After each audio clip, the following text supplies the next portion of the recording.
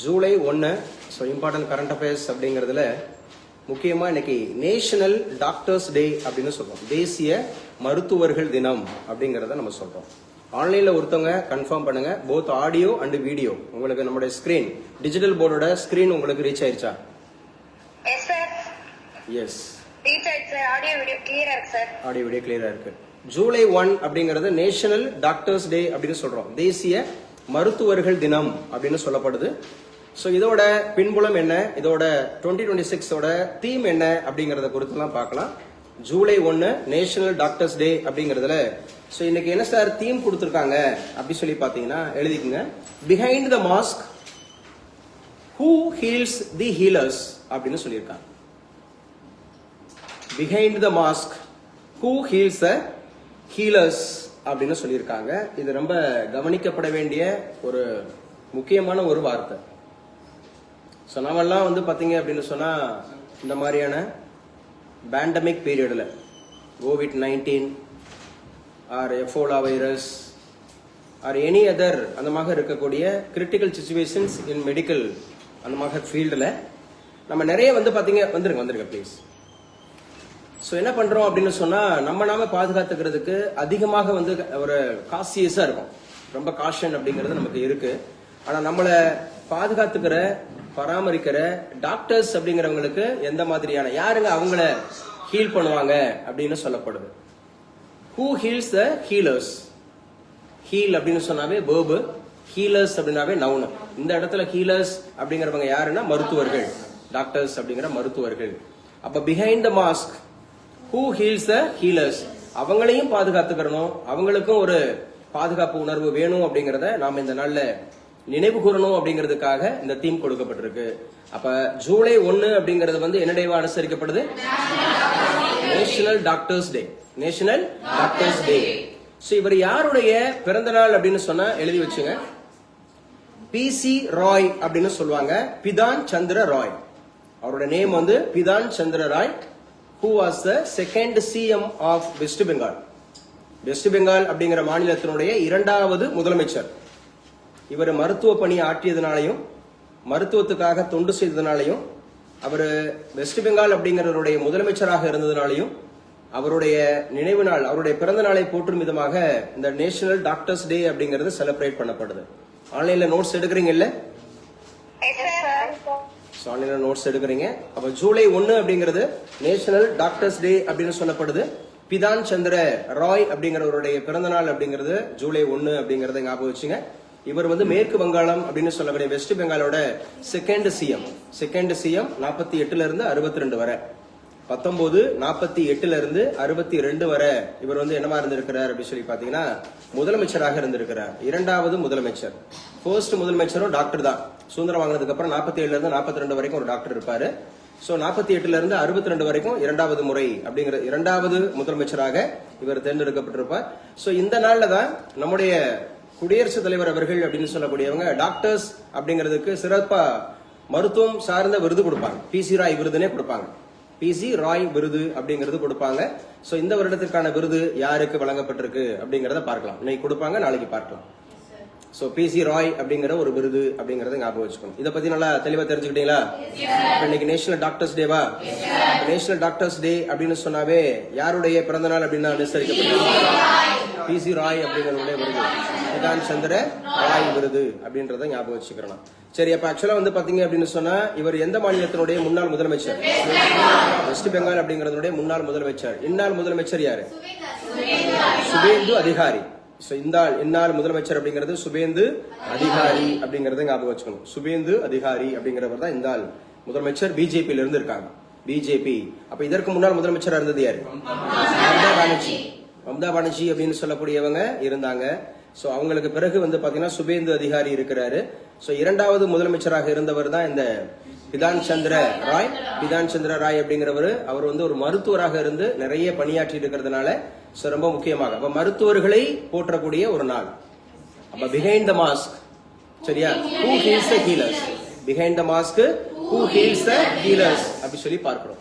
So இந்த நாளில India எங்கிலும் இருக்கக்கூடிய, உலகெங்கிலும் இருக்கக்கூடிய அத்துணை மருத்துவர்களுடைய அந்த டெடிகேஷன் அண்ட் சாக்ரிஃபைஸ், அவங்களுடைய அர்ப்பணிப்பு, அவர்களுடைய தியாகம் அப்படிங்கிறத போட்டுடலாம். சரியா? ஸோ கோவிட்ல நம்ம இந்தியாவில், குறிப்பாக நம்ம தமிழ்நாட்டில் அந்த கோவிட்ல ஒரு கர்ப்பிணி பெண் அப்படின்னு சொல்லக்கூடியவங்க உயிரிழந்தாங்க. தான் கர்ப்பிணியா இருக்கிறத கூட கருதாம அந்த கோவிட் டைம்ல அநேகருக்கு அந்த ஹீல் அப்படிங்கிற ஆக்டிவிட்டிஸ்ல இருந்ததுனால அவங்க இறந்து போனாங்க.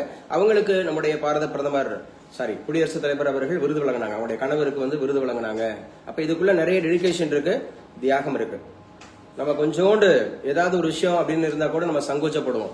ஒரு கிளீனினஸ் இல்லாம இருந்துச்சுன்னா, ஒரு அக்லியா இருந்தது அப்படின்னா, இல்ல நம்ம ஒரு உமட்டிக்கிட்டு வர்றது அந்த மாதிரிலாம் நம்ம பார்த்துட்டு இருப்போம். ஆனா வந்து பாத்தீங்கன்னா மருத்துவமனைகள்ல, அதுவும் பர்டிகுலரா அரசு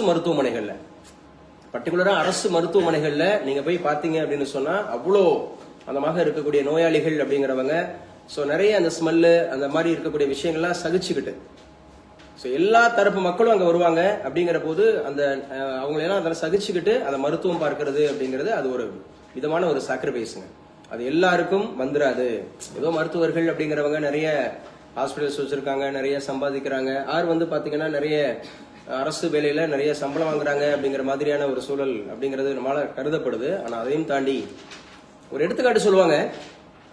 மதர் தெரசா அவங்களுடைய தொண்டு நிறுவனம் அப்படிங்கறத வைத்திருக்கிற போது அவங்க என்ன பண்ணுவாங்க அப்படின்னா, நம்முடைய நவ்ஜோத் சிங் சித்து அப்படிங்கிறவரு கேள்விப்பட்டிருப்பீங்க. ஹூ வாஸ் a ஃபார்மர், அந்த மாதிரி the famous cricketer of India, cricketer Sidhu அப்படிங்கிறவர். அவர் அந்த ட்ரஸ்டுக்காக ஒரு நன்கொடை அப்படிங்கறது வழங்குறாரு. அப்படி வழங்கும் போது அந்த அம்மையாருடைய வேண்டுகோள் என்னன்னா, நிறைய நோயாளிகளாக இருக்கிறாங்க, நிறைய அர்பன் அந்த மாதிரி இருக்கக்கூடிய ஆர்பனேஜ் அந்த மாதிரி இருக்கக்கூடியவங்களா இருக்கிறாங்க. நீங்க வந்து நேரடியா வந்து பார்த்து எங்க பிள்ளைங்கள்ட்ட அந்த அந்த குழந்தைங்கள்ட்ட அந்த முதியோர்கள்ட்ட நீங்க பேசிட்டு போனீங்கன்னா அவங்களுக்கு ஒரு நல்ல ஒரு இன்ட்யூஷனா இருக்கும் அப்படின்னு மாதிரி கேட்கும்போது அவர் அப்படியே வேண்டா வெறுப்பா அப்படியே மாதிரி மட்டும் ஒத்துக்கிட்டு இருக்காரு. பணம் மட்டும் தான் கொடுக்கறதா இருந்தா இப்ப நேரடியா வர சொல்றாங்களேன்னு. அப்போ அவங்க நடத்திட்டு வந்த அந்த வெஸ்ட் பெங்கால்ல தான் நடத்துறாங்க அந்த ட்ரஸ்ட் அப்படிங்கிறது, அந்த ஹாஸ்பிட்டல்ஸ் அப்படிங்கிறது, அந்த ஒரு ரீஹாபிலிட்டேஷன் சென்டர் அப்படிங்கிறது. அந்த மாதிரி அவரு அங்க மூவ் ஆகும்போது வித்தின் அந்த கேம்பஸ் வெளியிலேயே வந்து பாத்தீங்கன்னா பயங்கர ஸ்மெல்லா இருந்ததுதான். ரொம்ப கொமட்டுற மாதிரியும் ரொம்ப கஷ்டப்படுற மாதிரியும் அப்படிலாம் இருந்துதான். அப்ப உள்ள போக போக அவரு அதெல்லாம் வந்து அவரு பியர் பண்ணிட்டு நம்மளால வந்து ஒரு வித்தின் ஒரு 10 minutes or 5 minutes அப்படிங்கறதே we cannot bear.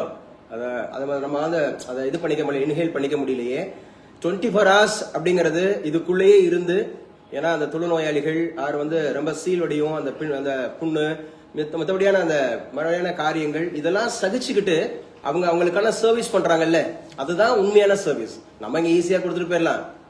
கோயில்கள் அன்னதானம் போடுறோம் அல்லது ஏதோ ஒன்று சம்திங், யாரோ ஒரு இறந்த நாளைக்கு அல்லது பிறந்த நாளைக்குன்னு சொல்லிட்டு யாரோ முதியோர் இல்லத்திலேயோ ஒரு சிறுவர் இல்லத்திலேயோ ஏதோ ஒரு சோறு போட்டுட்டு நம்ம சொர்க்கத்துக்கு போயிடலாம் அப்படின்னு நினைக்கலாம்.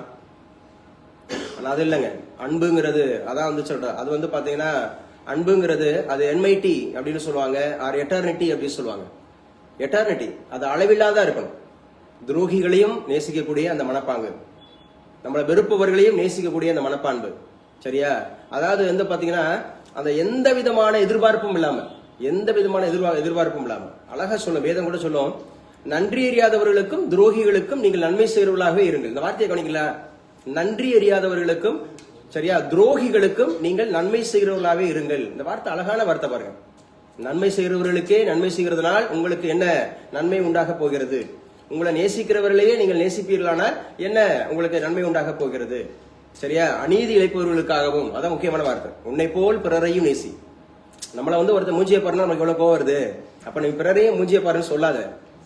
நம்ம தானே, நம்ம மீது யாராவது வந்து பாத்தீங்கன்னா திட்டினா நமக்கு கோவம் வருதுல, அப்ப பிறரை திட்டாத. உன்னை போல் பிறரையும் அப்படின்னு சொல்லப்படுது. அதான் நன்றி அறியாதவர்களுக்கும் துரோகிகளுக்கும் நன்மை சொல்லாவே இருங்கள். மதர் தெரசாவை அவங்க வந்து ஒரு மிஷனரி, அவங்க வந்து கிறிஸ்டியானிட்டியை வந்து ப்ரொபகேண்டா பண்றதுக்கு இந்தியாவுக்கு வந்திருக்கிறாங்க. அப்படி இப்படின்னு பயங்கரமா வந்து பாத்தீங்கன்னா அவங்களை வந்து விமர்சனத்துக்கு உள்ளாக்குறாங்க. ஆனா அதெல்லாம் அவங்க தாண்டி அப்படின்னு சொல்லக்கூடியது. பீங் ஒரு விமன், பீங் அ விமன், யுகோஸ்லோவேக்கியா அப்படிங்கிற ஒரு நாட்டில் பிறந்து இந்தியா அப்படிங்கிற நாட்டில் வந்து ஒரு குடியுரிமை பெற்று இந்தியாவுக்காக அவங்க எவ்வளவு காரியங்கள் செய்திருக்கிறாங்க. வெளியில இருந்து சொல்லிட்டு போயிடலாம், ஈஸியா சொல்லலாம்ல, வெளியில இருந்து சொல்லிட்டு போயிடலாம், இட் இஸ் ஈஸிங்க, இட் இஸ் ஈஸி டு அச்சீவ்னு சொல்லி. என்னங்க இவ்வளவு பெரிய ஆளு, இவ்வளவு பெரிய கார் வாங்கிட்டாரு, இவ்வளவு நிறைய பேர் அப்படி இப்படின்னு நினைக்கலாம். ஆனா அவங்க கடந்து வந்த பாதை, அந்த ஹெடில்ஸ், அதை யாரும் பின்னால இருந்து பார்க்க மாட்டாங்க. புரியுதா நான் சொல்றது? அவங்க எத்தனை மணிக்கு எழுந்திருக்கிறாங்க, எத்தனை உழைப்பு பண்றாங்க, என்ன மாதிரியான விஷயங்களை எல்லாம் கடந்து வந்திருக்கிறாங்க அப்படின்னு சொல்லிட்டு அந்த மாதிரி சொல்லக்கூடியது. இந்த உலகம் முன்னேற்றத்தை பார்ப்பதை விட பின்னாடி இருக்கக்கூடிய முயற்சிகளையும் அவங்களுடைய தியாகத்தையும் பார்க்கறதில்ல. சோ இன்றைய நாளில இந்த டாக்டர்ஸ் டே அப்படிங்கறதுல அந்த மருத்துவர்களுடைய தியாகத்தை போட்டுருவோமா? எஸ். சின்ன சின்ன பிள்ளைங்க 20 வயசு 22 வயசு டாக்டர் ஆன உடனே எம்டி ஆன உடனே, சரியா, நம்ம உடம்பு அப்படிங்கறது நம்ம நினைக்கிறோம் இது வந்து பயங்கர இன்ஃபாக்சுவேஷன், ரொம்ப அழகு, ஆணு பெண்ணு கலரு பயங்கரம் அப்படின்னு சொல்லிட்டு இந்த உடம்புக்கு அவ்வளவு இம்பார்ட்டன்ஸ் கொடுக்குறோம், அதிகமா இந்த மாதிரி பண்றோம். ஆனா சின்ன சின்ன பிள்ளைங்களா டாக்டர் அவங்களுக்கு வந்து அது வந்து ஒரு ஆர்கன். நம்ம உடம்புல இருக்க எல்லா ஈச் அண்ட் எவ்ரி, சரியா, மறைக்கப்பட்ட பகுதிகள் கூட அவங்களுக்கு ஒரு ஆர்கன். அவங்களுக்கு ஒரு ஆர்கன் அப்படின்னு சொன்னா அது வந்து ஒரு சாதாரண ஒரு விஷயம் தான். அந்த அளவுக்கு அவங்க எல்லாத்தையும் இது பண்ணி வச்சுக்கிட்டு சோ நமக்காக அப்படின்றது இந்த மருத்துவ உலகம், மருத்துவர்கள், இதுல மருத்துவர்கள் மாத்திரம் இல்ல, ஈவன் செவிலியர்களும் சரி, செவிலியர்கள் மாத்திரம் இல்ல சரி, மருத்துவ எல்லா பணியாளர்களும், மருத்துவத்தில் ஈடுபட்டு டாக்டர்ஸ் மாத்திரம் இல்லைங்க, சோ ஃபார் ஆல், அதாவது யாரு who are the working as in under medicine, அந்த மாதிரி இருக்கக்கூடிய மெடிக்கல் ஃபீல்டுல வேலை பார்க்கக்கூடிய அத்தனை, ஈவன் ஸ்கேவெஞ்சர்ஸ் அவங்க தான் தள்ளிட்டு போவாங்க, அந்த ஸ்ட்ரெச்செல்லாம் அவங்க தான் தள்ளிட்டு போவாங்க. நீங்க உண்மையாகவே வந்து பாத்தீங்க அப்படின்னு சொன்னா ஒரு நாள் 24 மணி நேரம் அப்படிங்கிறது ஒரு அரசு மருத்துவமனையில எல்லா விதமான பரிணாமங்கள்லயும் நீங்க அப்பப்ப போய் ஒரு விசிட்டர்ஸ பாத்துட்டு வந்தீங்கன்னா உங்களுக்கு புரியும். we are in safe. மூச்சு விட முடியாம, சோ லங்ஸ் பாதிக்கப்பட்டவங்க, கிட்னி ஃபெயிலூர், டயாலிசிஸ் பண்ணிட்டு இருக்கிறவங்க, பிளஸ் ஹார்ட் அந்த மாதிரி இருக்கக்கூடியது, தூங்க முடியாது, இன்னும் வந்து பாத்தீங்கன்னா மென்டலி ரிட்டார்டரா இருக்கிறவங்க, தீப்பும் காயங்களோட வர்றவங்க, புரியுது நான் சொல்றது, இடிபாடுகள்ல சிக்கி வர்றவங்க, சூசைட் பண்ணிக்கிட்டு பாதியோட கழுத்து அறுந்த நிலையில, அந்த மாதிரி இன்னும் நிறைய வெட்டுப்பட்டு சாலை விபத்துல, இப்படி ஒவ்வொரு கேட்டகரியா நீங்க பாத்தீங்க அப்படின்னு சொன்னா இப்ப நான் பேசுறத நீங்க பெர்செப்ஷனா பார்த்தா தான் புரியும். நான் சொல்ற ஏதோ ஒரு செவிவழி செய்தியா பாத்தீங்கன்னா நான் பேசுறது புரியாது. ஏன்னா நான் வந்து அதை வந்து நாங்க வாரந்தோறும் பார்த்துட்டு இருக்கோம். நான் சொன்ன அந்த ஃபீல்டு, ஹாஸ்பிட்டலுக்கு போறதும் சரி, பிளஸ் வந்து ரோட் சைட்ல இருக்கக்கூடிய அந்த சாப்பாடு, அந்த ரோட்டோர கிடக்கிறவங்களுக்கு சாப்பாடு கொடுக்கறது, இந்த மாதிரி தேவைகள்லாம் பாக்குறது, அனுதினமும் பாக்குறதுனால அந்த அனுபவத்தில் நான் பேசுறேன். புரியுதா? சோ இன்னைக்கு டாக்டர்ஸ் டேல உள்வாங்க. சோ நமக்காக அந்த மாதிரி இருக்கக்கூடியது. So yesterday I promised you, yesterday I told you, so we are going to implement or we are going to initiate the new plan from today onwards. July 1st அப்படிங்கிறது. So உங்களுக்கு நான் இந்த மாதிரி PDF அனுப்பிச்சு தரேன்னு சொல்லியிருந்தேன். அனுப்பிச்சனா? நேத்தே அனுப்பிச்சாச்சு. இந்த வார பிளான் பாருங்க. இந்த வாரத்துல அதிகபட்சமா நம்ம என்னென்ன கொடுத்திருக்கோம், இதுதான் serial number, date, subject, topics. ஆன்லைன்ல உள்வாங்குறீங்களா? பாக்குறீங்களா? கிளாஸ் போயிட்டு இருக்குல்ல. அப்ப ஜூலை 1ல இருந்து 4 வரைக்கும், அதாவது இந்த சாட்டர்டே வரைக்கும், ஜூலை 1ல இருந்து 4 வரைக்கும். So what we have planned அப்படி சொல்லி பாத்தீங்கன்னா, the first one current affairs அப்படிங்கிறது இன்னைக்கு ஜூலை 1ஐயும் பார்க்கணும், ஜனவரியில இம்பார்ட்டன்ஸையும் பார்க்கணும், ஜனவரி மாசத்துல நடந்தது இம்பார்ட்டன்ஸ் பார்க்கணும். மேத்தமெட்டிக்ஸ் அப்படிங்கிறது நேத்துக்கு நம்ம டைம் அண்ட் ஒர்க் ஸ்டார்டடா, we have worked out 10 sums, அதோட continuations will be going on today. சரியா, அதோட continuations. so we have to finish the portion. அந்த டைம் அண்ட் ஒர்க்குங்கிறத இன்னைக்கு நம்ம முடிச்சிருக்கணும். சோ கரண்ட் அஃபேர்ஸ் அப்படிங்கிறது மேத்தமெட்டிக்ஸ் இந்த வார பிளான், இது இந்த வாரம், நாட் ஓன்லி டுடே. அதே மாதிரி எக்கனாமிக்ஸ் அப்படிங்கறதுல இந்த வாரத்துல என்னென்ன நடத்துறதா நம்ம பிளான் பண்ணிருக்கோம் பாருங்க. சோ ஆல்ரெடி நம்ம பாலிட்டி போயிருக்கனால, ஐஎன்எம் போயிருக்கிறதுனால, ஹிஸ்டரி போயிருக்கனால இதை நம்ம கடைசியில கொண்டு வந்து சேர்த்துருக்கிறோம். சரியா, இப்ப மறுபடியும் புதுசா எக்கனாமிக்ஸ் அப்படிங்கறதுல நேச்சர் ஆஃப் இந்தியன் எக்கானமி அப்படிங்கிறது, ஒரு பொருளாதாரத்தினுடைய இயல்பு என்ன அப்படிங்கறத பத்தி படிக்க போறோம். 5 இயர் பிளான்ஸ், 5 ஆண்டு திட்டங்களை பத்தி படிக்க போறோம். பிளானிங் கமிஷன், திட்டக்குழு அப்படிங்கறத பத்தி படிக்க போறோம். நிதி ஆயோக் அப்படிங்கிற ஒரு அமைப்பை பத்தி படிக்க போறோம். இது வந்து இந்த வாரத்தினுடைய பிளான், என்டையர் வீக், இந்த இன்னையில இருந்து 4ஆம் தேதி வரைக்கும், ஜூலை 4ஆம் தேதி வரைக்கும். இது வந்து பிளான். சரியா, அதுக்கப்புறம் ஐஎன்எம் அப்படிங்கறதுல வந்து 1885ல இருந்து எப்ப இந்திய தேசிய காங்கிரஸ் அப்படிங்கறது உருவாக்குனாங்களோ அந்த நாள்ல இருந்து 1950 வரைக்கும், இந்தியா சுதந்திரம் அடைந்து இண்டிபெண்டன்ஸ் வாங்கி அதோட ரிபப்ளிக் ஆனது வரைக்கும், குடியரசு ஆனது வரைக்கும் முடிச்சிருக்கணும். அதே போல யூனிட் நம்பர் 6 நினைக்கிறேன், I think so, early agitations against British rule in India, இந்தியாவுல அதாவது ஆங்கிலேயர் ஆட்சிக்கு எதிரான நடவடிக்கைகள் அப்படிங்கறத நம்ம பார்க்க போறோம். இது இந்த வாரம், இது அப்படியே இந்த வாரத்துல நீங்க டெஸ்ட் எழுதிருக்கணும். புரியுதா? இந்த வாரத்துல நீங்க டெஸ்ட் எழுதிருக்கணும். சோ நம்ம சொன்ன மாதிரியே ஆல்டர்னேட்டிவ் டேஸ்ல டெஸ்ட் இருக்கும். சரியா, ஒரு நாள் அப்படிங்கறது லாங்குவேஜ் வித் மேத்தமெட்டிக்ஸ் இருக்கும், ஒரு நாள் வந்து ஜிஎஸ் கரண்ட் அஃபேர்ஸ் இருக்கும். புரியுதா? அதே போல தமிழ் அப்படிங்கறது கொடுத்துருக்கோமா, அது வந்து எவ்ரி ஈவினிங் அப்படிங்கறது கிளாஸஸ் இருக்கும். So every evening. அடுத்து வந்து ஜூலை 6ஆம் தேதியில இருந்து 11ஆம் தேதி வரைக்கும் மேத்தமெட்டிக்ஸ்ல பெர்சன்டேஜ் அப்படிங்கிற, மேத்ஸ்ல ஏஜஸ் வந்து டைம் அண்ட் ஒர்க் 2 சாப்டர் நீங்க இந்த வாரத்துல முடிச்சிடணும். ஏஜஸும் முடிச்சிருக்கணும், டைம் அண்ட் ஒர்க்கும் முடிச்சிருக்கணும். அதே மாதிரி மேத்தமெட்டிக்ஸ்ல பெர்சன்டேஜ் ரேஷியோ ப்ரொபோர்ஷன் அடுத்த வாரம் 6ஆம் தேதியிலிருந்து 11ஆம் தேதி வரைக்கும் அடுத்த வாரத்துல. எக்கனாமிக்ஸ்ல சோர்சஸ் ஆஃப் ரெவன்யூஸ் எப்படி வந்து நம்முடைய தேசத்துக்கு வந்து வருமானம் வருது, குறிப்பாக டாக்ஸஸ் மூலமா வருதா, பப்ளிக் அது மாதிரி இருக்கக்கூடிய கார்பரேஷன் மூலமா வருதா, அதெல்லாம் பார்க்கணும். அதே மாதிரி ஆர்பிஐ பத்தி படிக்கணும், மானிட்டரி பாலிசி பத்தி படிக்கணும், பிசிக்கல் பாலிசி, இதெல்லாம் முக்கியமான lessons, important lessons, both prelims and mains also, interview also. So for all competitive exams இதெல்லாம் கம்பல்சரி இருக்கும். எக்கனாமிக்ஸ் அப்படிங்கிறது, ஜிஎஸ்டி அதை பத்தி படிக்க இருக்கிறோம், பினான்ஸ் கமிஷனை பத்தி படிக்க இருக்கிறோம். சரியா? யூனிட் 6ல ஹிஸ்டரி ஆஃப் தமிழ் சொசைட்டி, இந்த பாடம் முக்கியமான பாடம். இந்த பாடம் நடத்தும் போது ஈவினிங்ல உங்களுக்கு தமிழ் இருக்காது. பேசுற புரியுதா? அதான் யூனிட் 6 நடத்தும் போது உங்களுக்கு ஈவினிங்ல தமிழ் இருக்காது. ஏன்னா இதுலயே தமிழ் வந்துடும். இப்ப history of Tamil society and archaeological discoveries அப்படின்னு வரும்போது இது முழுக்க முழுக்க தமிழ் சார்ந்து வந்துடும். தமிழ் சார்ந்து வரப்போது தமிழ் கிளாஸ் ஈவினிங் இருக்காது. அப்ப வந்து உங்களுக்கு டெஸ்ட் மற்ற காரியங்கள் தான் இருக்கும். ஸோ இந்த வாரத்தினுடைய பிளான் மாத்திரம் இல்ல, உங்களுக்கு இது எந்த டேட் வரைக்கும் உங்களுக்கு போட்டு கொடுத்தாச்சு அப்படின்னு சொன்னா என்டையர், சரியா, என்டையர் அப்படிங்கிற லாஸ்ட் டேட் அப்படிங்கிறது ஆகஸ்ட் 31 காமிச்சிருக்கோம். என்னைக்குங்க? August 31. August 31 revision and test கொடுத்துருக்காங்களா? ஒரு ஃபுல் ரிவிஷன் கொடுத்துட்டு டெஸ்ட் கொடுத்துருப்போம்.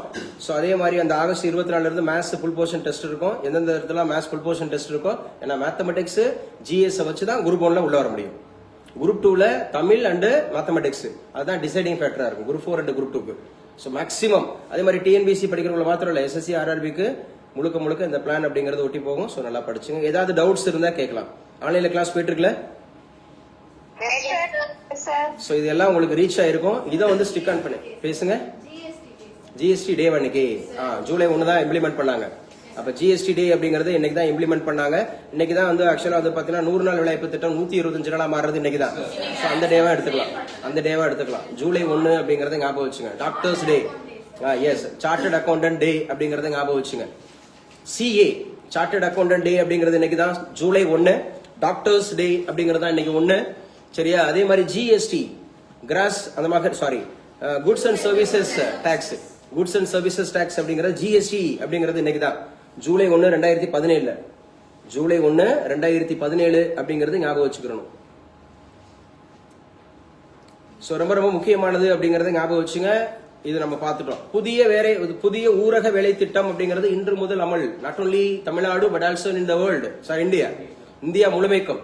சோ இது வந்து 2005 அப்படிங்கறதுல வந்து மகாத்மா காந்தி தேசிய ஊரக வேலைவாய்ப்பு திட்டம் MGNREGA இருந்துச்சு. ஆமா தானே? சோ இது 2006ல சட்டமா மாறிச்சா? இப்ப 2026ல சட்டமா? VPG ராம்ஜியா? விக்ஷித் பாரதா? விக்ஷித் பாரத் அப்படின்னாவே 2047 வளர்ச்சி அடைந்த இந்தியாவா? 100 நாள் அப்படிங்கிறது 125 நாளா மாறி இருக்கா?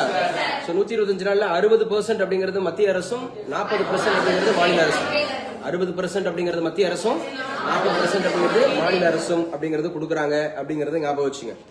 சோ கேரளம், ஆந்திரம் செயல்படுத்த முடிவு. கேரளம், ஆந்திரம், புதுச்சேரி உள்ளிட்ட தென் மாநிலங்களும் 125 நாள் வேலைவாய்ப்பு திட்டத்தை செயல்படுத்த உள்ளதாக அறிவித்துள்ளன அப்படின்னு சொல்லியிருக்காங்க. மொத்தம் 19 மாநிலங்கள் மற்றும் யூனியன் பிரதேச அரசுகளில் எழுதி வச்சுங்க. 19 மாநிலங்கள் மற்றும் யூனியன் பிரதேசங்கள். அது யூனியன் பிரதேசங்கள மாண்டேட்டரியா வந்துடும். சில மாநிலங்கள் ஏத்துக்குவாங்க, சில மாநிலங்கள் ஏத்துக்க மாட்டாங்க. தென் இந்தியாவை பொறுத்தவரை கேரளம், ஆந்திரா, புதுச்சேரி 125 நாள் வேலைவாய்ப்பு திட்டத்தை 19 மாநிலங்களும் 8 யூனியன் பிரதேசங்களும் அப்படிங்கறது இம்ப்ளிமெண்ட் செய்யறாங்க அப்படிங்கறத ஞாபகம் வச்சுங்க.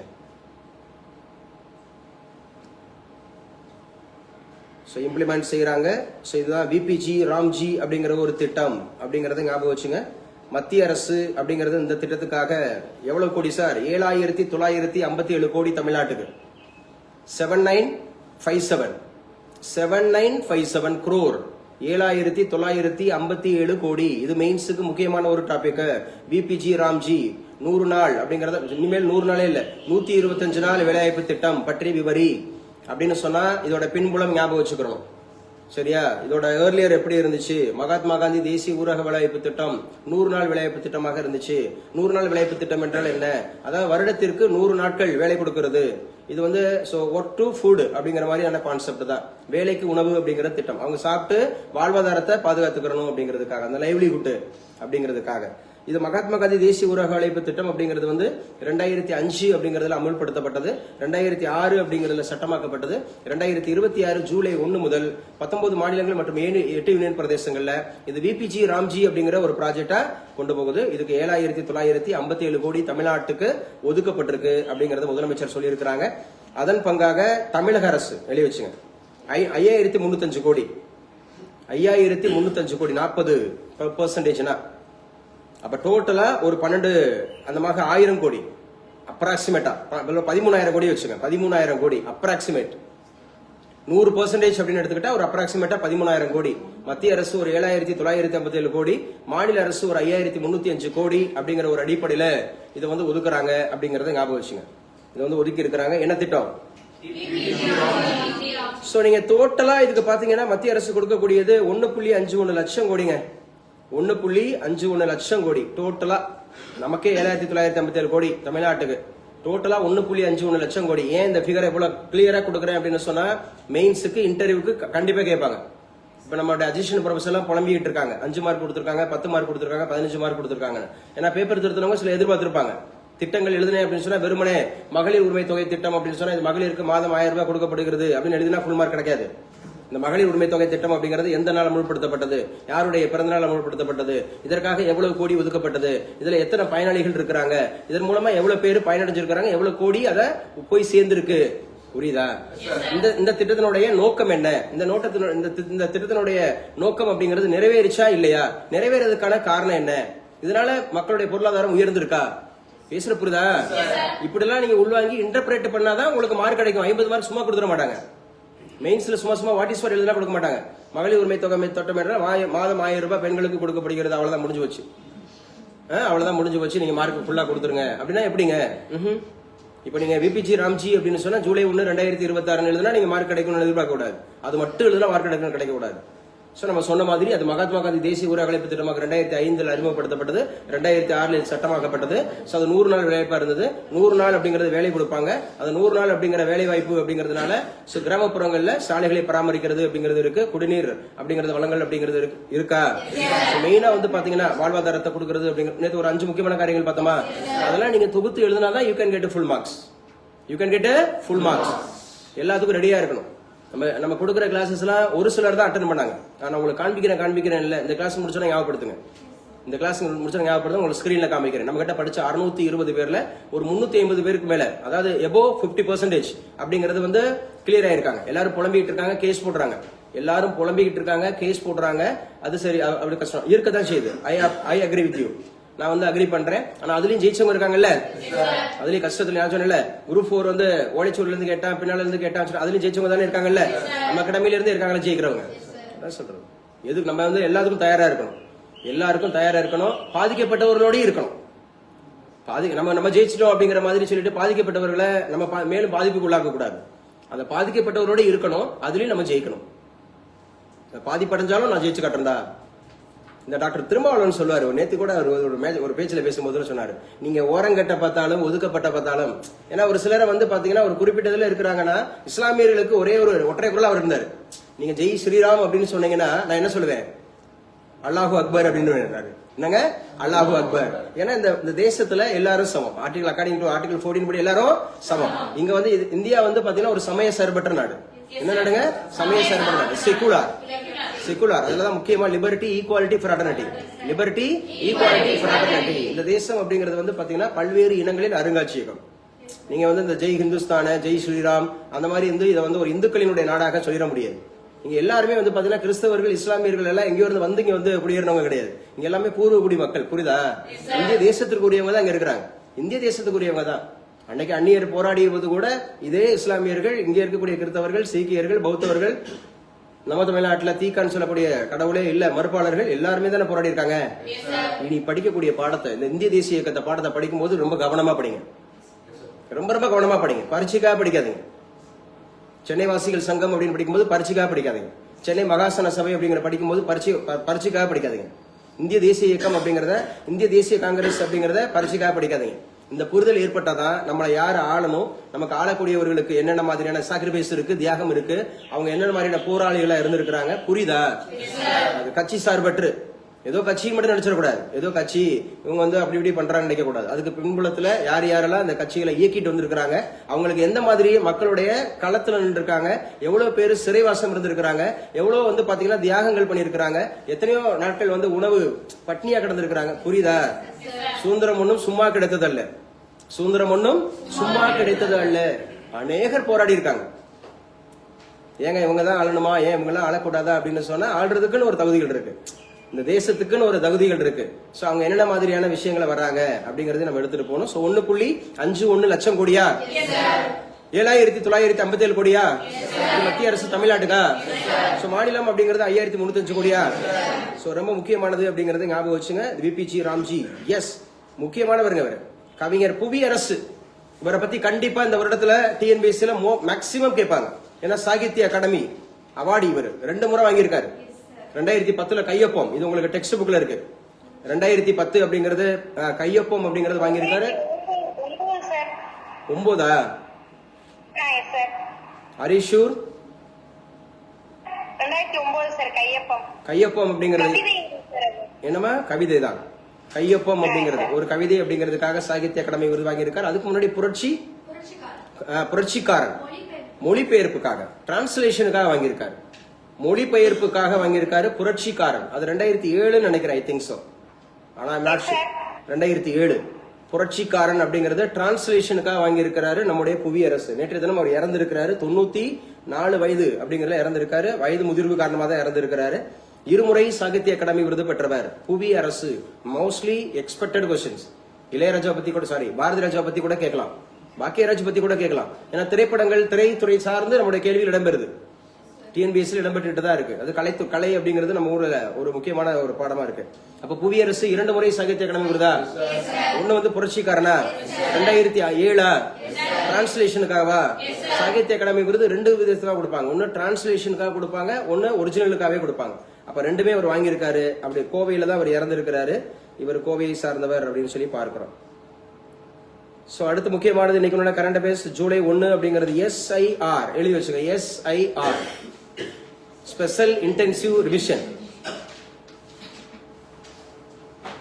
ஸ்பெஷல் இன்டென்சிவ் ரிவிஷன் அப்படிங்கிறது தான் SIR.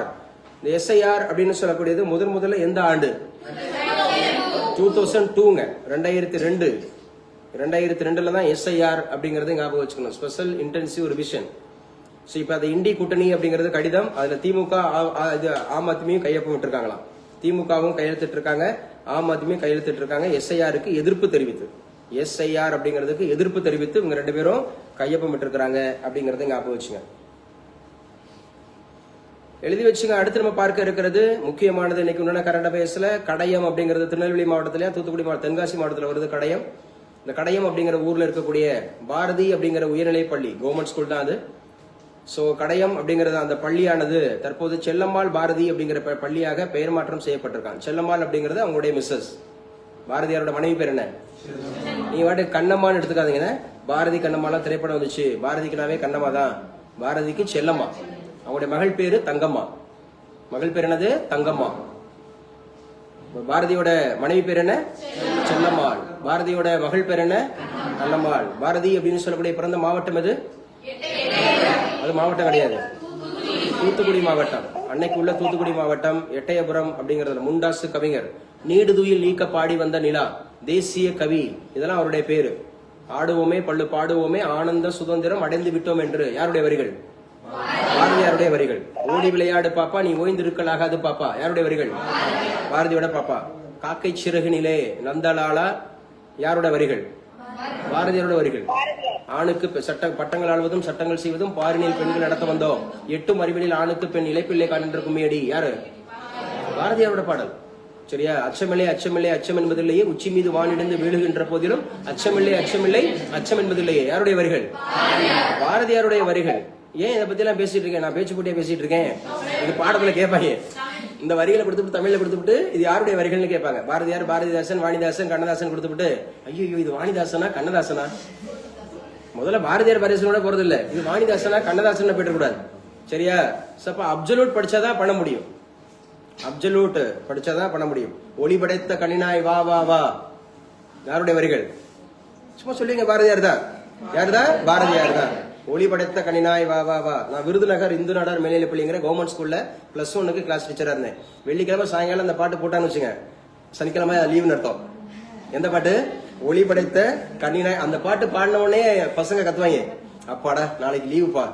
அந்த பாட்டு போட்டாதான் நாளைக்கு லீவு, சனிக்கிழமை லீவு நடத்தும். அந்த பாட்டு மட்டும் போலி வச்சு வெள்ளிக்கிழமை ஈவினிங் பிரேயர்ல ஆகா சனிக்கிழமை ஸ்கூல் வச்சுட்டாங்க அப்படின்னு அர்த்தம்.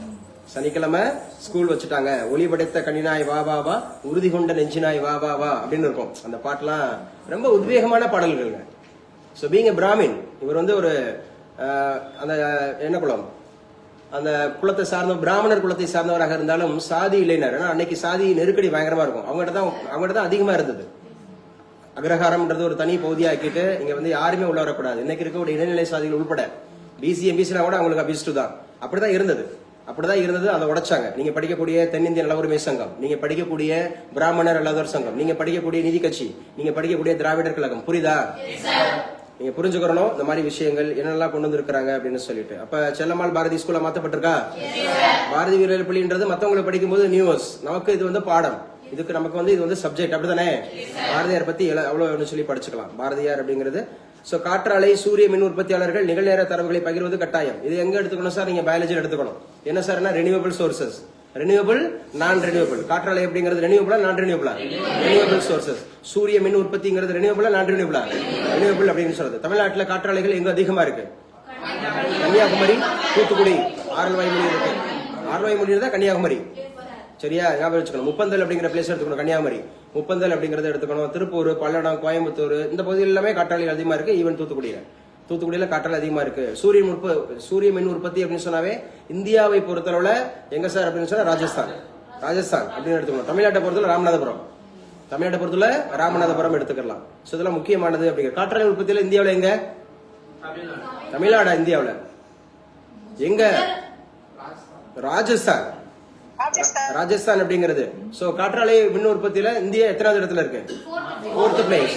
தமிழ்நாடு முதல் பிளேஸ். எஸ், காற்றாலை மின் உற்பத்தியில காற்றாலையில் அதிகமாக காணப்படுறது அப்படிங்கிறது ராஜஸ்தான் அப்படிங்கிறது. ஜெய்சால்மர் அப்படிங்கிற பகுதியில எப்படி படிக்கணும்னு சொல்லித்தரேன். இதுதான் ரோட் டு சக்சஸ், சரியா? Road to success.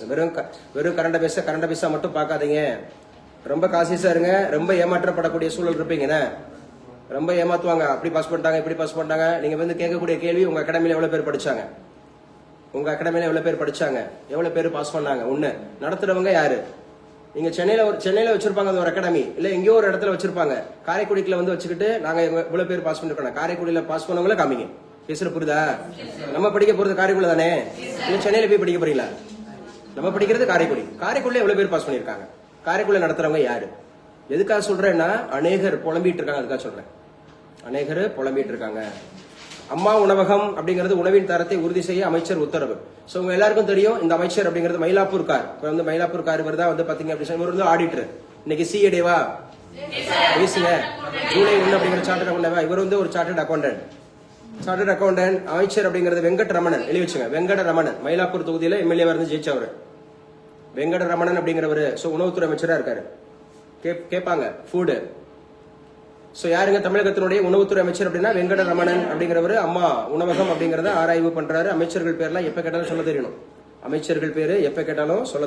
அப்படிங்கறத ஞாபகம் வச்சுங்க. சோ நான் எப்படி ஸ்க்ரால் பண்றேன், எது முக்கியத்துவம் வாய்ந்ததோ அதை மட்டும் தான் பேசிட்டு போகணும். தேவையுள்ளதை படிக்காம விட்டுறக்கூடாது, தேவையில்லாத படிச்சிடவும் கூடாது. அரக்கோணம் ரயில் நிலையம் 97 கோடியில் சீரமைப்பு, தெற்கு ரயில்வே அதிகாரி தகவல். அரக்கோணத்துல இருந்து எம்எல்ஏ ஆனவர் யாரு? காந்திராஜ் என்ன அமைச்சரா? கோஆபரேட்டிவ் அப்படின்னு சொல்லக்கூடியது எந்த பார்ட்ல வருது? Part 9B. கோஆபரேட்டிவ் அப்படின்னு சொன்னாவே 3 ஆர்டிகளா? என்ன ஆர்டிகள்?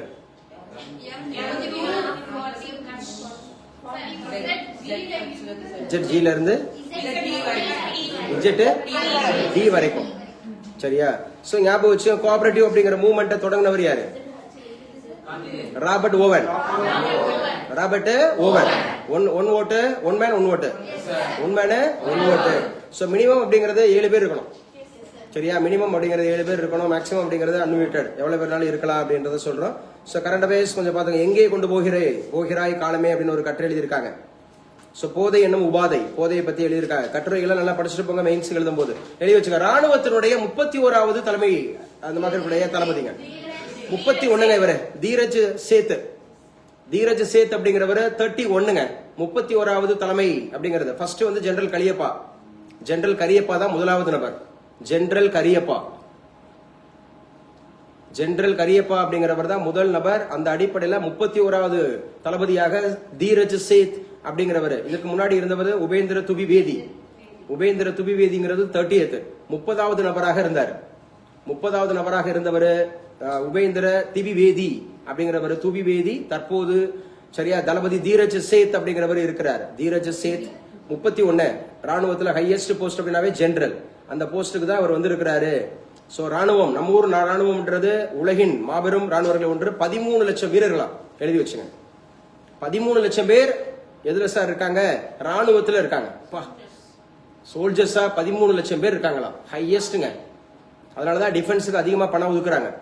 ராணுவத்தின் 30வது தலைமை தளபதியாக இருந்த உபேந்திர துவிவேதியினுடைய பதவிக்காலம் முடிந்ததுனால இப்ப 31வது தலைமை நீதிபதியாக இவர் சேர்ந்திருக்கிறார். இவர் கிட்டத்தட்ட தீரஜ் சேத்து இவர் 40 இயர்ஸ் எக்ஸ்பீரியன்ஸ் தான் டிஃபென்ஸ்ல. 40 ஆண்டுகள் அப்படிங்கறது இவர் வந்து என்னவா இருந்திருக்கிறாரு?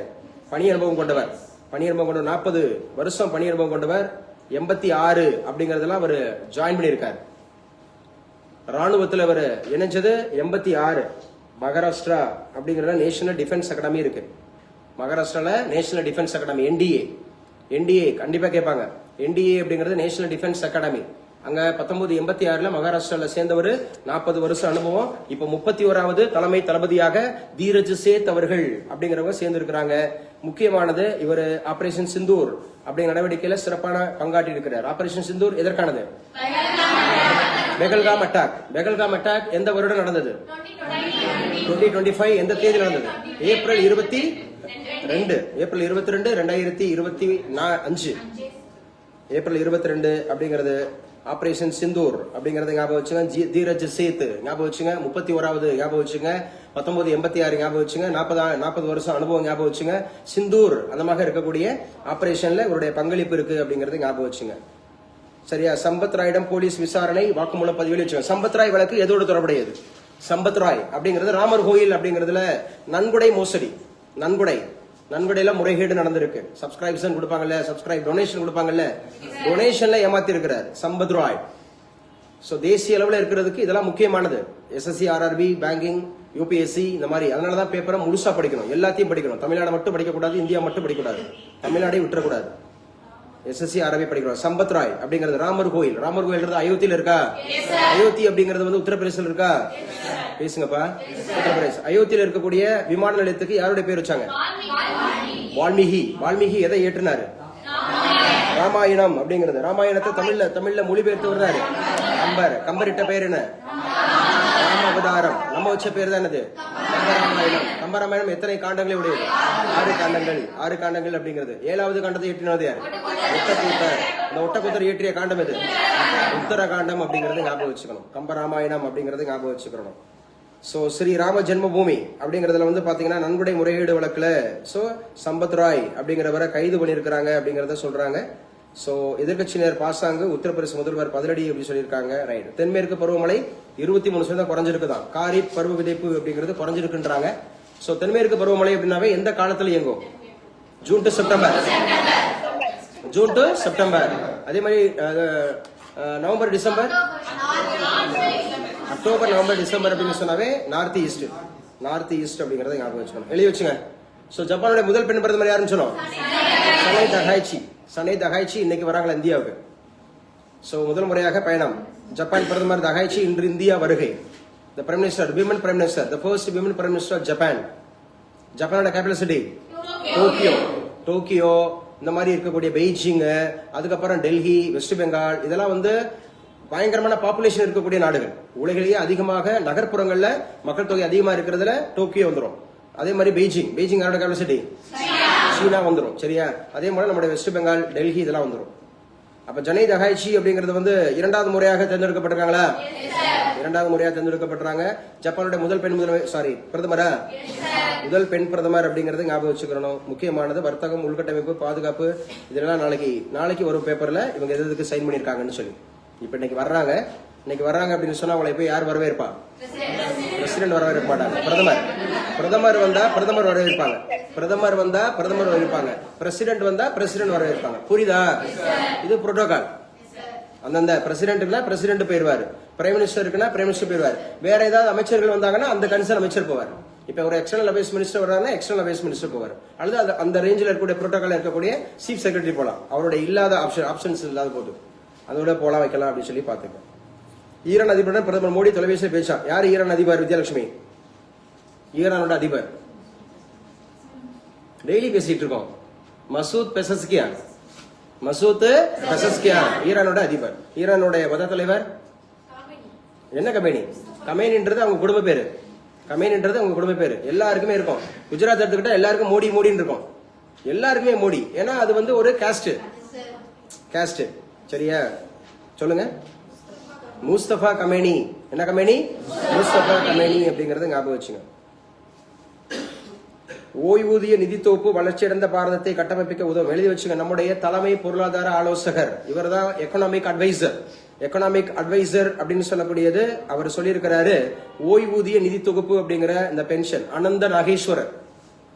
யாரெல்லாம் வந்து சீஃப் அட்வைசர்ஸ் இருக்கிறாங்கன்னு தெரிஞ்சு வச்சுக்கணும். பிரைம் மினிஸ்டருக்கு யாரு, எக்கனாமிக் யாரு, டிஃபென்ஸுக்கு யாரு? டிஃபென்ஸுக்கு யாரு? அஜித் தோவால். நான் யார பத்தி பேசிட்டு இருக்கேன்? அட்வைசர்ஸ். சோ யாரு சார்? பாதுகாப்புத்துறை ஆலோசகர் அப்படிங்கிறது வந்து அஜித் தோவால். அஜித் தோவால். மினிஸ்டர் தான் யாரு? ராஜ்நாத் சிங். அப்ப யாரு எக்கனாமிக்கு அட்வைசர்? யாரு? அனந்த நாகேஸ்வரன். அனந்த நாகேஸ்வரன் அப்படிங்கறத ஞாபகம் வச்சுக்கிறோம். செமி கண்டக்டர் திட்டம். செமி கண்டக்டர் இன்னைக்கு உலக ஆளப்போகுது. செமி கண்டக்டர் அப்படிங்கறத உலக ஆளப்போகிறது. நேத்து பார்த்தோம். சரியா?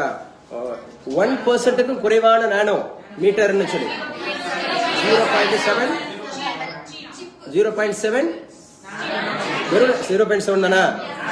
ஏன்னா ஜீரோக்கு அப்புறம் ரெண்டு ஸ்தானம் சொல்லலையால. 0.7 நானோமீட்டர் அப்படிங்கறது வந்து யார் உருவாக்கி இருக்கா? ஐபிஎம் உருவாக்கி இருக்கிறாங்க. இன்டர்நேஷனல் பிசினஸ் மிஷின் அப்படிங்கறது உருவாக்கி இருக்கிறாங்க. நேற்றுக்கு ஹைட்ரஜன் அப்படிங்கிற ஒரு ட்ரெயின் டெல்லி டு ஹரியானா. எத்தனை பெட்டி? 10 பெட்டி. உருவாக்குறது யாரு? பெரம்பூர் ஐசிஎஃப் பெரம்பூர் சொல்லலாம். அல்லது பெரம்பூர் ஐசிஎஃப் மறந்துடக்கூடாது. பெரம்பூர் உருவாக்குதுன்னு சொல்லிடக்கூடாது. ஐசிஎஃப் உருவாக்குது. ஐசிஎஃப் தான் எங்க இருக்கு? பெரம்பூரோட எம்எல்ஏ யாரு? முதலமைச்சர். தமிழகத்தினுடைய முதலமைச்சர் அப்படிங்கறத ஞாபகம் வச்சுங்க. எழுதி வச்சுங்க. யூபிஐ வந்து இப்ப யாருக்கு சார் போகுது அப்படின்னா கிரீஸ்லயும் அறிமுகமா. சோ உங்களுக்கு ஃபாலோ அப். ஏற்கனவே யூபிஐ எந்தெந்த நாடுகளில் செயல்பட்டு வருகிறது உங்களுக்கு ஃபாலோ அப்ஸுக்கு நாளைக்கு சொல்லணும். யூபிஐ அப்படின்னு சொன்னாவே யூனிஃபைடு பேமெண்ட் இன்டர்ஃபேஸ். யூனிஃபைடு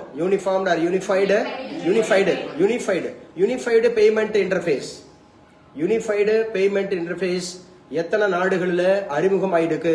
இன்னைக்கு கிரீஸ்ல அறிமுகம் ஆயிருக்கு அப்படிங்கறத ஞாபகம் வச்சுக்கணும். Greece UPI. இப்ப இது வந்து எத்தனாவது நாடுனா 10வது நாடு. ஏற்கனவே 9 நாடுகள்ல இருக்கு. எழுதிக்குங்க. எந்தெந்த நாடுகள்ல இருக்கு? சிங்கப்பூர் எழுதிக்கணும். சிங்கப்பூர்ல இருக்கு. சிங்கப்பூர். UAE. இப்ப இந்தியா வளர்ந்து வருதுன்னு அர்த்தம். ஏன்னா இது யாரோடது? யூபிஐன்றது யாரோடது? இந்தியாவோடது. யூபிஐங்கிறது இந்தியாவோடது. அப்ப நம்ம ஊரோட பேமெண்ட்ட 10 நாடுகள் ஏத்துக்கிட்டானா நம்ம வல்லரசு ஆயிட்டு இருக்கோம்னு அர்த்தம். நம்ம வல்லரசு ஆயிட்டு இருக்கிறோம். சோ UAE சிங்கப்பூர் அப்படிங்கறத எடுத்துக்கங்க. UAE அப்படிங்கறத எடுத்துக்கிடுங்க. தென் பிரான்ஸோட அதிபர் யாரு? Emmanuel Macron. இப்ப நீங்க இந்த ஊர்களுக்கெல்லாம் போனீங்க அப்படின்னு சொன்னா நம்ம போய் அவங்க ஊர் பணத்தை நம்ம வாங்கணும்னு அவசியம் இல்லை. புரியுதா? நம்ம போய் அப்படியே ஸ்கேன் பண்ணிட்டு போயிட்டே இருக்கலாம். QR கோட வச்சு ஸ்கேன் பண்ணிட்டு போயிட்டே இருக்கலாம். எல்லா பொருளும் வாங்கிக்கலாம். ஏன்னா அவங்க அக்செப்டன்ஸ். புரியுதா? அக்செப்டன்ஸ் அப்படிங்கிறது இல்லைன்னா அவங்க ஊர்ல போய் பணத்தை மாத்தணும். சோ நீங்க டாலர் கொடுங்க, அமெரிக்க டாலர் கொடுங்க, யூரோ டாலர் கொடுங்க, அல்லது திராம்ஸ் கொடுங்க, அந்த மாதிரி நம்ம மாத்தணும். So we need not change. So இந்த இடத்துல சிங்கப்பூர்ல தேவையில்லை, UAE தேவையில்லை, பிரான்ஸ்ல தேவையில்லை, மொரீசியஸ் அங்க தேவையில்லை, நேபாள் அப்படிங்கிற நாட்டுல தேவையில்லை. நேபாள், பூட்டான் இடி இடிக்கும் நாடா? பூட்டான். கத்தார் போன முறை விஃபா வேர்ல்டு கப் நடந்ததா? இப்ப நடக்கிறது எத்தனையாவது? 23. இப்ப ஆல்ரெடி கத்தார்ல எத்தனை நடந்திருக்கும்? 22. தீரஜ் சேர்த்து எத்தனையாவது? 31வது. எத்தனை ஆண்டு பணி அனுபவம்? 30 வருஷம் பணி அனுபவம். எப்ப ஜாயின் பண்ணாரு? 86. எங்க ஜாயின் பண்ணாரு? National defence academy. அப்படி நேபாளம், பூட்டான், கத்தார், இலங்கை, கம்போடியா இந்த நாடுகள்ல பூரா UPI இருக்கு. Unified payment interface. எத்தனாவது நாடாக கிரீஸ் இணைஞ்சிருக்கு? 10வது நாடாக கிரீஸ் இணைஞ்சிருக்கு. இது முக்கியங்க.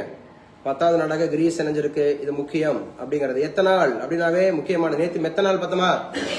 மெத்தனால் மூலமாக இயங்கக்கூடிய அந்த கப்பல் அப்படிங்கிறது எந்த நாடு? சீனா. அந்த சீனா உருவாக்கிய கப்பலோட பேர் என்ன? ஓஓசி விஸ்டம். விஸ்டம் அப்படிங்கிறது. Okay, good. வெங்கடரமணி என்னவா இருக்காரு? வெங்கடரமணி குட் மினிஸ்டர் இருக்காரா? Attorney general. வெங்கடரமணி என்னவா இருக்காரு? Attorney general. 76, 88, 105. Article 76, 88, 105. Attorney general. தமிழகத்தோட அட்வொகேட் ஜெனரல் யாரு? விஜய் நாராயணன். 165, 177, 194. 194 அப்படிங்கிறது. யாரு வந்து நம்மளுடைய பினான்ஸ் அட்வைசர்? ஆனந்த நாகேஸ்வர். பினான்ஸ் ராகு. எங்க ஜெர்மனி 3 முறை வெற்றி பெற்றிருக்காங்களா? ஆமாதானே? 4 முறை. ஆமா, இத்தாலியும் ஜெர்மனி 4 முறை வெற்றி பெற்றிருக்காங்களா? சோ வெளியேற்றிட்டாங்க. ஜெர்மனி வெளியேற்றியது பராகுவே. மொராக்கோவை முன்னேற்றினார் சாய்பரி. மொராக்கோ. முக்கியமான சின்ன சின்ன நாடுகள்லாம் பாருங்க. இந்தியாவில் விளையாட்டுத்துறை அமைச்சர் யாருங்க? இந்தியாவுக்கே வந்துட்டாரா? மான்சுக் மாண்டேவியா. இந்தியாவுக்கான நம்முடைய ஸ்போர்ட்ஸ் மினிஸ்டர் மான்சுக் மாண்டேவியா. தமிழகத்துக்கு தான் ஆதவ் அர்ஜுனா. எங்க நடக்குது? USA Canada Mexico.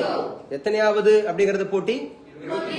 23வது போட்டி. முதல் போட்டி எங்க நடைபெற்றது? உருகுவே. முதல் போட்டியில வின்னர் யாரு? உருகுவே. 22வது போட்டி வின்னர் யாரு? அர்ஜென்டினா. 22வது போட்டி ரன்னர் யாரு?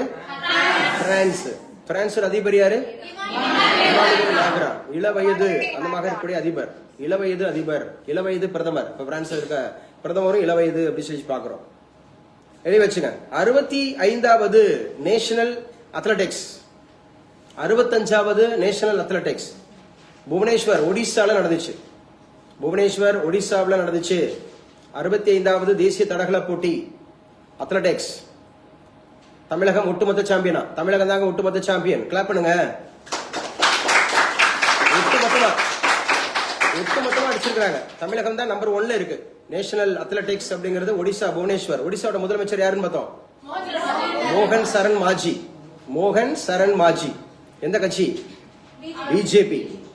மோகன் சரண் மாஜி, பிஜேபி. 65வது தேசிய தடகள சாம்பியன் போட்டியில் தமிழகம் ஒட்டுமொத்த சாம்பியன் அடிச்சிருக்காங்க. ஒட்டுமொத்த சாம்பியன் அப்படிங்கறத அடிச்சிருக்காங்க. சோ 9 தங்கம், 9 வெள்ளி, 9 கோல்டு, 9 பிரோன்ஸ், 9 சில்வர், 2 பிரோன்ஸ். மொத்தம் 20 பதக்கங்கள்ங்க. 20 பதக்கம் தமிழ்நாடுங்க அத்லெட்டிக்ஸ். இதுல யாருங்க நட்சத்திர வீரர்? ஸ்டார் அந்த மாதிரி பிரவீன் சித்திரைவேல். இவர் வந்து பாத்தீங்க அப்படின்னு சொன்னா மும்முறை தாண்டுதல் அப்படிங்கல ட்ரிபிள் ஜம்ப் அப்படிங்கல 16.9 மீட்டராங்க. ட்ரிபிள் ஜம்ப் அப்படிங்கல 16.9 மீட்டர், 9.2 மீட்டர். எழுதி வச்சுக்க, முக்கியமானது. 16.92 மீட்டர் தொலைவு குதித்து தங்கம் வாங்கியிருக்காரு. இவர் தான் நம்முடைய நட்சத்திர வீரர் பிரவீன் சித்திரவேல். எந்த விளையாட்டோட தொடர்புடையவர்? ட்ரிபிள் ஜம்ப் அப்படிங்கிற அத்லெட்டிக்ஸ்ல. இவர் வந்து ஒரு அத்லெட்டிக்ஸ், தமிழ்நாடு அப்படிங்கறத எடுத்துக்கணும்.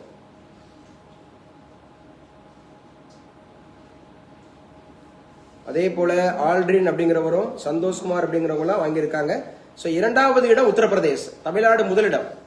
2வது இடம் உத்தரப்பிரதேஷ், 3வது இடம் Haryana. First place Tamil Nadu, second place அப்படிங்கிறது வந்து ஹரியானா, தேர்ட் பிளேஸ் அப்படிங்கிறது வந்து பாத்தீங்க அப்படின்னு சொன்னா sorry first place Tamil Nadu, second UP, third வந்து ஹரியானா, ஃபோர்த் வந்து கேரளா, 5வது இடம் மகாராஷ்டிரா. 5வது இடம் மகாராஷ்டிரா. எத்தனையாவது தடகள போட்டிங்க?